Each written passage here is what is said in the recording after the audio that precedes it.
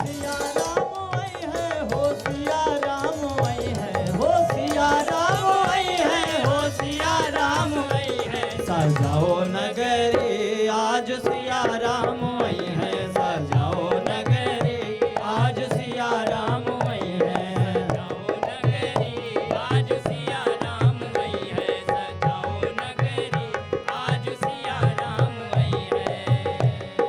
अयोध्या बरस से नयन थे तरसे, बरस से नयन थे तरसे, लोचन तब से दरस को तरसे, लोचन कब से दरस को तरसे। राम जी का देख के भरत अति हर्षे, राम जी का देख। तो अयोध्या हर्षित है, उमंग और उत्साह से भरी हुई है। और देखिए किस तरीके से अयोध्या वासी श्री राम का स्वागत करने के लिए उत्सुक हैं। और टीवी9 भारतवर्ष पर अयोध्या से राम की पैड़ी के साथ तमाम अयोध्या वासी भी इस वक्त हमारे साथ जुड़े हुए हैं। और अयोध्या से आ रही खास तस्वीरें तो लगातार आपको टीवी9 भारतवर्ष दिखा रहा है। वहीं आपको बता दें, नवनिर्मित भव्य और दिव्य मंदिर में रामलला की प्राण प्रतिष्ठा के लिए अनुष्ठान जारी है। 5 तस्वीरें आपको एक साथ में सबसे पहले दिखाना चाहूंगी, जहां देखिए किस तरीके से सुबह 9:30 बजे से प्रायश्चित पूजा की शुरुआत हो चुकी है। पूजा करीब 5 घंटे की है और मुख्य यजमान अनिल मिश्रा ने प्रायश्चित पूजन से रामलला के प्राण प्रतिष्ठा की पूजा की शुरुआत की है। इस बीच राम मंदिर के अंदर की भव्य तस्वीरें भी सामने आ चुकी हैं। आपको गर्भगृह की खास तस्वीरें दिखाएंगे, वे आसन भी दिखाएंगे जिस पर रामलला विराजमान होंगे। और इन सब के बीच अयोध्या में 108 फीट की अगरबत्ती जलाई गई है। अयोध्या से आज की इस खास पेशकश में आपको हम बता रहे हैं राम मंदिर परिसर को देखते हुए किस तरीके से खास तस्वीरें सामने आई है। और अंदर की तस्वीर अब आपको हम दिखाने जा रहे हैं। ये एक और महत्वपूर्ण खबर, जहां देखिए राम मंदिर के अंदर की पहली तस्वीर। और आज सुबह जब मंदिर में साफ सफाई हो रही थी तब की ये तस्वीरें भी सामने आई हैं। और तस्वीरों में मंदिर का भव्य रूप जरा आप देखिए। अंदर की ये तस्वीरें, शानदार नक्काशी। प्राण प्रतिष्ठा के अनुष्ठान आज से जिस तरीके से शुरू हो गए हैं, लोगों का उत्साह बढ़ता जा रहा है। इसलिए टीवी9 भारतवर्ष न सिर्फ मंदिर के अंदर बल्कि अयोध्या वासियों के साथ मौजूद रहते हुए राम की पैड़ी से आपको इस वक्त की ये खास तस्वीरें दिखा रहा है, जहां पर श्री राम की मौजूदगी से पहले ही लोगों का उत्साह बढ़ता जा रहा है। और उनका स्वागत करने के लिए किस तरीके से अयोध्या वासी इस वक्त जश्न मना रहे हैं, वो खास तस्वीरें भी। 2 तस्वीरें एक साथ आपके सामने, राम की पैड़ी से ये खास मौजूदगी और वहीं गर्भगृह की अब तस्वीर आपको हम दिखाएंगे। अभी आपने देखा किस तरीके से खूबसूरत नक्काशी करते हुए राम मंदिर की ये अंदर की तस्वीर आपने देखी थी। अब गर्भगृह की तस्वीर आपके सामने रखती हूँ, जहाँ देखिए 22 जनवरी से पहले गर्भगृह की ये तस्वीरें आई हैं जहां रामलला विराजमान होंगे। आपको बता दें 22 जनवरी को रामलला की प्राण प्रतिष्ठा है। तैयारियां जोरों से की जा रही हैं, लेकिन ये गर्भगृह की तस्वीर आप देख रहे हैं जहां रामलला विराजमान होंगे। और इसके बाद नए भव्य मंदिर के गर्भगृह में विराजमान रामलला भक्तों को दर्शन देंगे और वो तस्वीर भी हम आपको दिखाएंगे। लेकिन उसी गर्भगृह से ये लेटेस्ट तस्वीर आपके सामने है।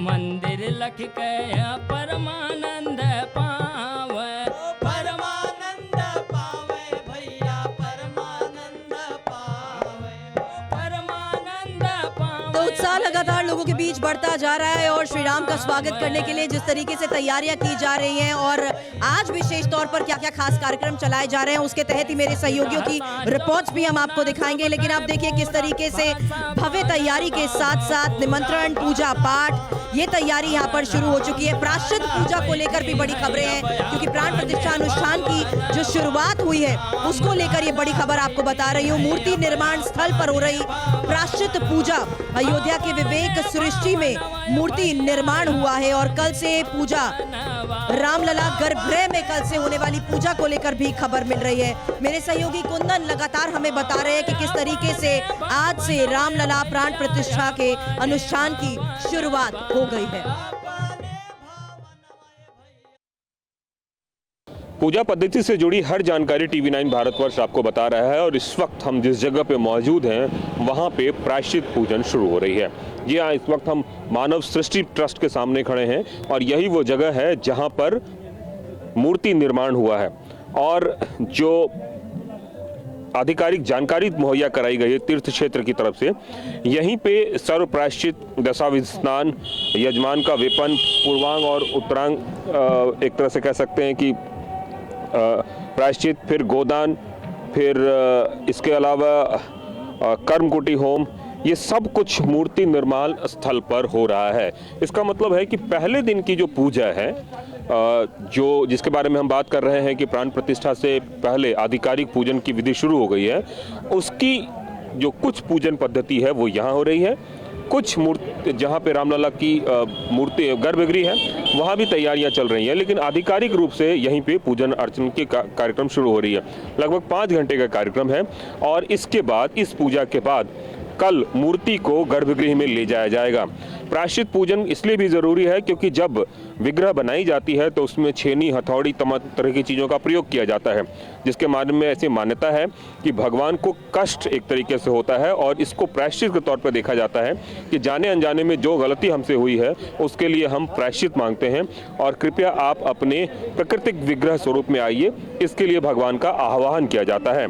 तो ये प्रक्रिया एक लंबी चलने वाली प्रक्रिया है और इसके बाद कर्मकोटि, जो वेदी ऋचाएँ हैं, उनका भी वहाँ पे पूजा होता है। तो ये सब कुछ इस जगह पे हो रहा है और जो कर्नाटक के अरुण योगीराज है उनकी मूर्ति को चयन किया गया है। कार्यशाला तीनों मूर्तियों की यही थी, यही वजह है कि यहाँ पे आज पहली पूजा हो रही है और उसके बाद कल यहाँ से मूर्ति को रामलला के गर्भगृह में प्रतिष्ठापित किया जाएगा। कैमरामैन निरंजन के साथ कुमार कुंदन, TV9 भारतवर्ष, अयोध्या। तो रामलला की प्राण प्रतिष्ठा की शुरुआत आखिर होती कैसे है, इसकी भी जानकारी अब आपके सामने। साथ ही बता दूं, मेरे सहयोगी कुंदन भी अब हमें ज्वाइन करेंगे, लेकिन उससे पहले आज प्रायश्चित पूजा जो हो रही है, प्रायश्चित पूजा कैसे हो रही है, कितने ब्राह्मण इस विधान को कर रहे हैं, ये जानकारी अब आपके सामने रखती हूँ। क्योंकि बड़ी बात यह है कि सुबह 9:30 बजे से इसकी शुरुआत हुई है और लगभग 5 घंटे के जिस तरीके से ये पूजा की जा रही है, 2:30 बजे तक संभव है कि ये पूजा पूरी हो जाए। और अनजाने में हुए पाप के शुद्धिकरण को देखते हुए ये पूजा बहुत महत्वपूर्ण है।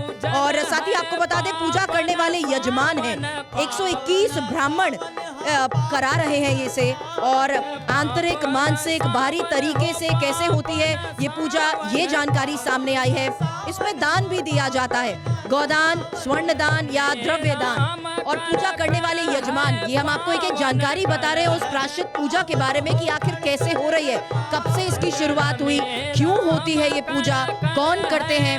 121 ब्राह्मण इसे करा रहे हैं और कैसे होती है, जहां आंतरिक, मानसिक और बाहरी तरीके से होती है और इसमें दान दिया जाता है, गोदान होता है, स्वर्ण दान होता है, द्रव्य दान होता है। लेकिन होती क्यों है ये पूजा, प्रायश्चित पूजा, ये भी जान लीजिए क्योंकि बड़ी जानकारी यहाँ पर सामने आई है, जिस आधार पर ये बता रहे हैं कि आखिर इस प्रायश्चित पूजा का अर्थ आखिर है क्या, ये समझिए। पूजा के जरिए रामलला से माफी मांगी जाती है और मान्यता है कि रामलला की प्रतिमा बनाने में छेनी, हथौड़े से उन्हें चोट पहुंची होगी। प्रायश्चित और कर्मकुटी पूजा से माफी मांगी जाती है। यहाँ तक कि ट्रस्ट के सदस्य अनिल मिश्रा प्राण प्रतिष्ठा अनुष्ठान के मुख्य यजमान और मुख्य यजमान के प्रायश्चित कर्म आज से जिस तरीके से शुरू हो रहे हैं, इसी बारे में एक जानकारी हमारे सहयोगी लगातार अयोध्या में मौजूद है जो हमें जानकारी दे रहे हैं। और कुंदन हमारे सहयोगी इस वक्त हमें ज्वाइन कर चुके हैं। कुंदन, सुबह भी हमने शुरुआत के दौरान बात की थी, अब इस प्रक्रिया के बारे में जानने की बहुत उत्सुकता है क्योंकि प्रायश्चित पूजा होती कैसे है, कौन करते हैं, किस तरीके से होती है, ये भव्य तस्वीरें भी क्या देखने को मिल पाएंगी? देखिए, कई सारी वजहों से तस्वीरें साझा नहीं करने की हिदायत दी गई है ट्रस्ट की ओर से और इसलिए नहीं किया जा रहा है। लेकिन मैं एक बात बताऊं कि हमारे ठीक बगल में जो आप देख रहे हैं विवेक सृष्टि ट्रस्ट, ये वही जगह है, ये वही कार्यशाला है जहां पर की मूर्ति का निर्माण हुआ है और यहीं पे तीनों मूर्ति का निर्माण हुआ है, जिसमें से एक मूर्ति का चयन हुआ है जिस मूर्ति को अरुण योगीराज जी ने बनाया है।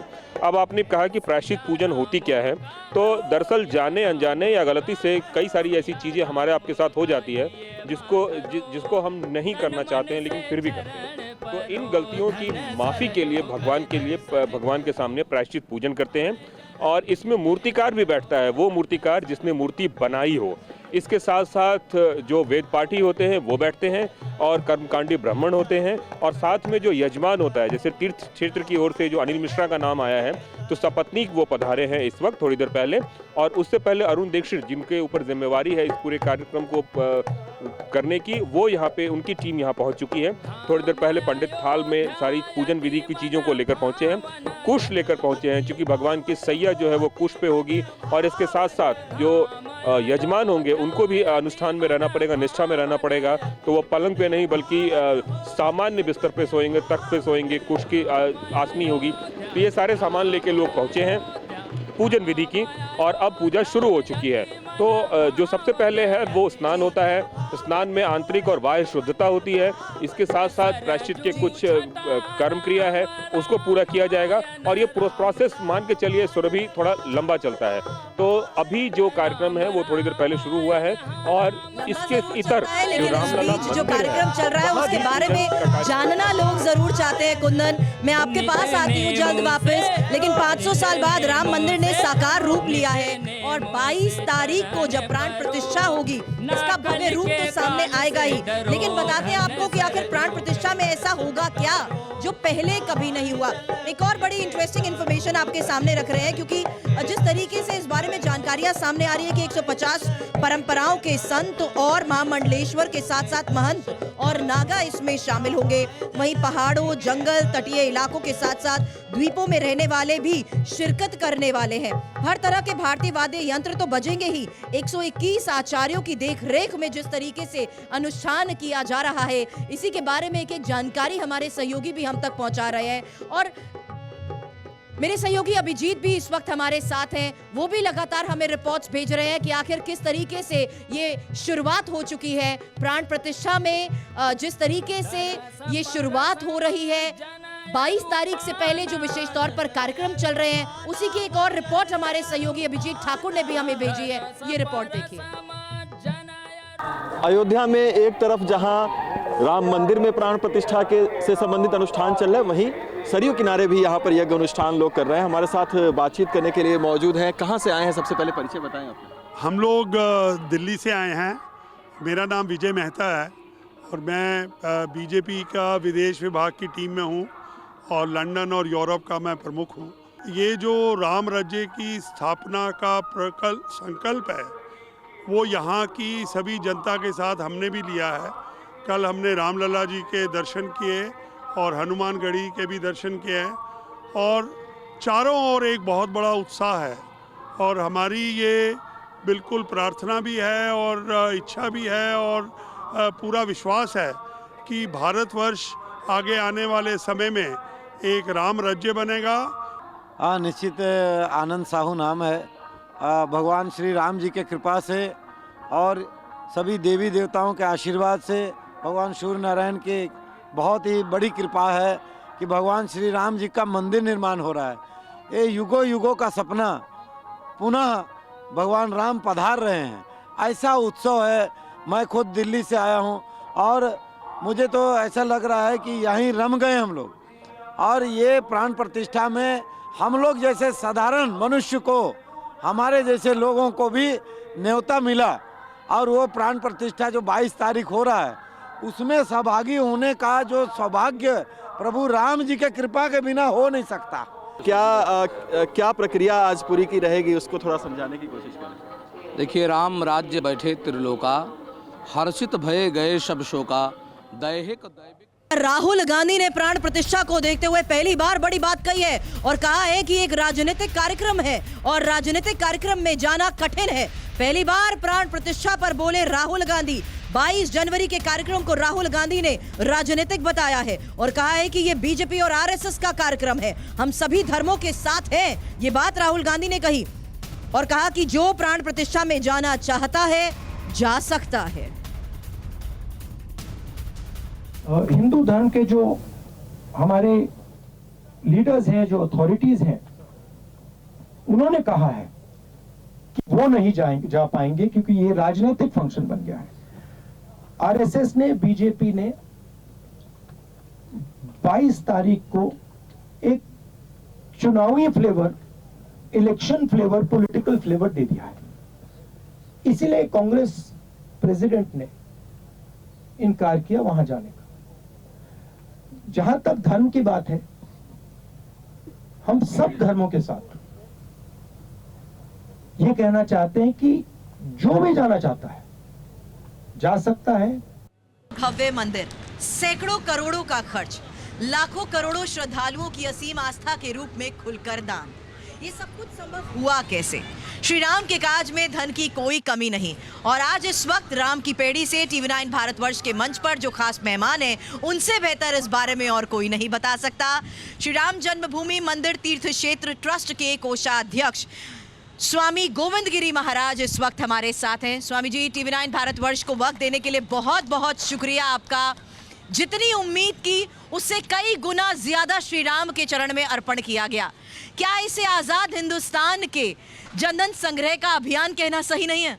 हम लोगों का अनुमानित तो इतना ही था कि लगभग 1100 करोड़ रुपए हम लोग इकट्ठे कर पाएंगे, लेकिन उसकी रचना जो आरंभ से की गई उसमें बड़ा योगदान विश्व हिंदू परिषद के नेटवर्किंग का रहा और उसके कारण यह हमारे देश के हर जिले के हर मंडल के अंदर झुग्गी झोपड़ियों तक हमारे कार्यकर्ता पहुंच सके और उन्होंने जो धनराशि प्राप्त की वह 3,300 करोड़ की थी, 3,200 करोड़ की थी, उसके ऊपर कुछ था, लेकिन 3,300 के अंदर। हमें इतना अपेक्षित था नहीं। आप लोगों के बीच गए, आपने देखा कि लोग अगर अपनी क्षमता नहीं थी उसके मुताबिक उससे ज्यादा बढ़ चढ़कर करने का प्रयास कर रहे थे। कोई ऐसी बात जो आपके दिल को छू गई और आपको लगा कि ये प्रयास वाकई प्रभु श्री राम की चरण तक जा रहा है?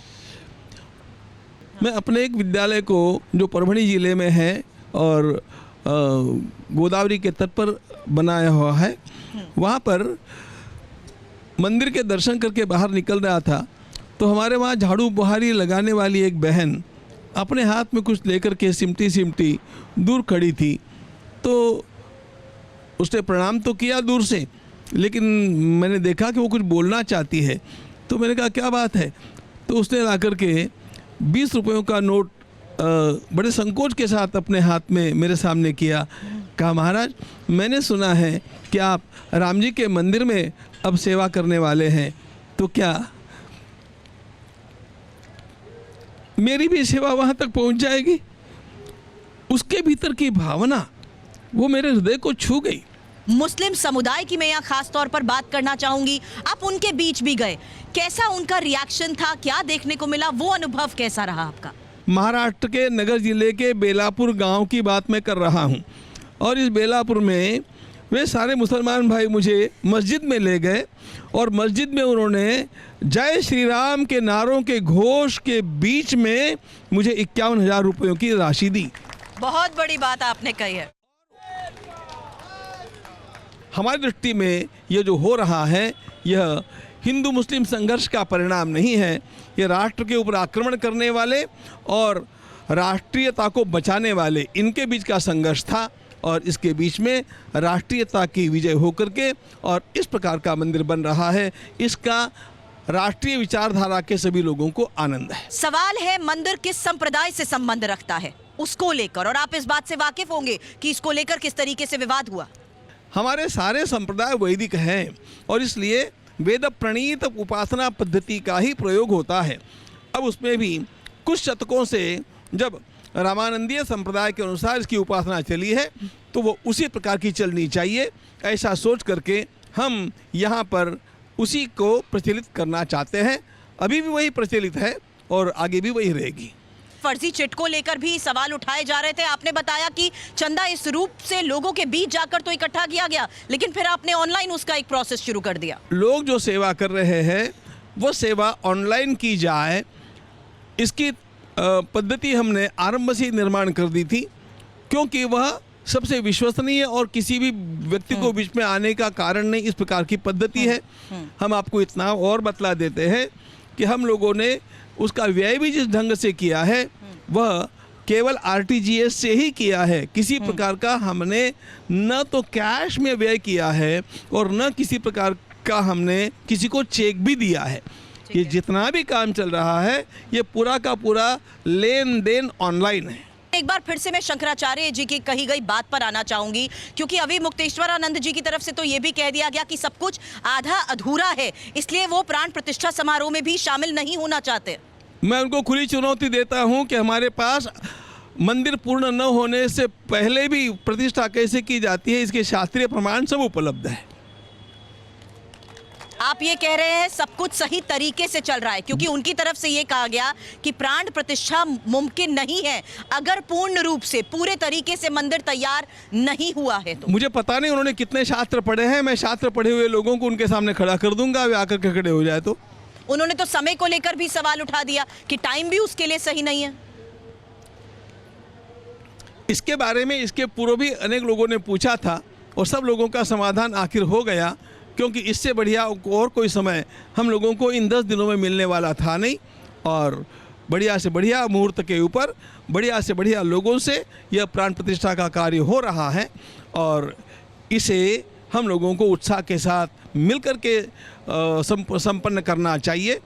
किसी भी प्रकार के विवाद में अथवा किसी भी प्रकार की चर्चा में ऐसे महान कार्यों को, राष्ट्रीय कार्यों को घसीटना अपनी ओछी मनोवृत्ति का प्रदर्शन करना है। लेकिन उन्होंने तो ये कहा क्योंकि शिखर अभी नहीं बनी है तो प्राण प्रतिष्ठा कैसे संभव हो सकती है। उन्होंने तो ये भी कहा कि बुरा प्रभाव भी इसका पड़ सकता है। ऐसे में क्यों ऐसे समय में काम किया जा रहा है जब पूर्ण रूप से मंदिर बनकर तैयार नहीं हुआ है? क्या आपको लगता है, क्योंकि आपने कहा मैं उन्हें खुली चुनौती देता हूं, क्या शास्त्रों की ज्ञान को लेकर मैं सवाल नहीं उठा रही, लेकिन जिस आधार पर वो बात कर रहे हैं वो सही नहीं? वो शास्त्रों के नाम को लेकर के तो बात कर रहे हैं, इसलिए हम भी शास्त्र की बात कर रहे हैं कि शास्त्रों को उन्होंने पढ़ा है या हमारे पंडितों ने पढ़ा है वो एक बार हो जाए देख लिया जाए। लेकिन मूल बात ऐसी है, ये तो हमारी संस्कृति में तो सबसे बड़ा पद है ना शंकराचार्य, तो आप क्या कह रहे हैं कि क्या उन्हें ज्ञान नहीं है? शंकराचार्य का पद सबसे बड़ा है, निश्चित रूप से सबसे बड़ा है। मैं स्वयं शंकराचार्य का ही शिष्य हूँ और उस कांची पीठ की परंपरा से मैं आया हूँ, इसलिए मैं कभी भी शंकराचार्य के पद की अवहेलना नहीं करूँगा। लेकिन जो व्यक्ति इस पद के ऊपर जैसे तैसे आकर के बैठ जाते हैं वे सभी योग्य होते हैं, ऐसा कहना कठिन है। स्वामी जी, लेकिन आपने कहा ना कि मैं उन्हें चुनौती देता हूं, मैं उनको ऐसे शास्त्रों के ज्ञान की बात सामने रख सकता हूं जिसके आधार पर यह साबित हो जाए कि सब कुछ सही समय पर हो रहा है और सही तरीके से। क्योंकि ऐसा है, हम जिनको ज्योतिष पीठ के शंकराचार्य मानते हैं वो वासुदेवानंद सरस्वती जी महाराज है, वो हमारे ट्रस्ट में है, न्यास में है, इसलिए हम उनको माने कि उनको माने, हम तो वासुदेवानंद जी को मानते हैं। 22 तारीख को जब हम वो समय नजदीक आएगा तो किस तरीके से कार्यक्रम की शुरुआत होगी, उसमें क्या क्या होगा, अगर आप संक्षेप में बताएं, क्योंकि उत्सुकता लोगों की बढ़ती जा रही है, जिस तरीके से तारीख नजदीक आ रही है उत्साह दुगना होता जा रहा है। अब इन दिनों में जब 17 तारीख को भगवान रामलला अपने मंदिर में पधराए जाएंगे, उसके पश्चात उस प्रतिमा के संस्कारों का आरंभ होगा जी। इधर यज्ञ मंडप में अनेक प्रकार के मंत्रों का पठन चलता रहेगा, ग्रंथों का पारायण होगा, हवन होगा, अनेक प्रकार की अर्चनाएं होगी, अनेक प्रकार के विधि विधान उस पर संपन्न किए जाएंगे और उधर भगवान रामलला का धान्याधिवास, जलाधिवास, पुष्पाधिवास, फलाधिवास, शय्याधिवास आदि अधिवासन होकर के अनेक प्रकार के न्यास होकर के उस प्रतिमा को प्रतिष्ठा के लिए योग्य बनाया जाएगा और 22 को उसकी प्रतिष्ठा होगी। हमें देखने को कब मिलेगी, क्योंकि चयन हो चुका है, लेकिन इंतजार यही है कि श्री राम के दर्शन कब हो सकेंगे, कब दुनिया के सामने, और औपचारिक ऐलान उसका कब होगा? जब दिनांक 22 को मुहूर्त पर, अभिजित मुहूर्त पर प्रतिष्ठा होकर के और साधु महात्माओं का दर्शन हो जाएगा, उसके पश्चात सब लोगों के लिए भगवान श्री रामलला के दर्शन खुले होंगे।